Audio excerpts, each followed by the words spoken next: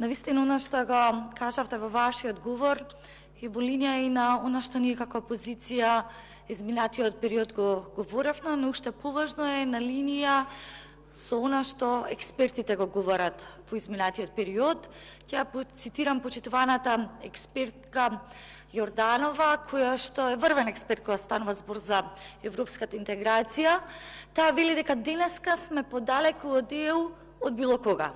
И повеќе од јасно е дека оваа влада прочем ја злоупотребува или под превезот на европската интеграција се обидува да ги сокрие сите неуспеси и неиспоручувањето на резултатите, уште повеќе на реформите, само, како што велите и вие, за да ја одржи ден повеќе тезгата, ако добро беше преведено.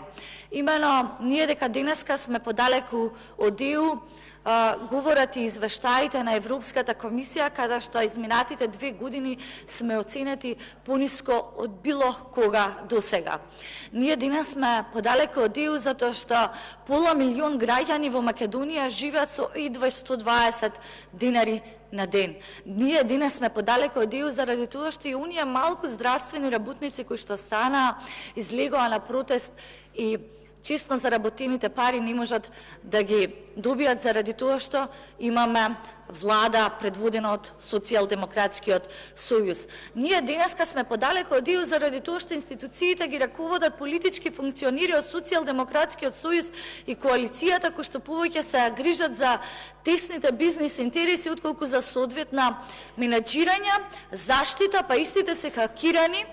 Или пак, замислете, ние сме подалеку и од ЕУ и од НАТО, бидејќи оваа влада заборава дека сме членка на НАТО и како таква имаме обврска и во недостаток на компетенции за да изменаџираат со лажните бомби повеќе месеци и со хакираните страни велат дека ќе одат во Брисел и во НАТО и ќе бараат помош. Замислете колку несериозно разбирање на обврските.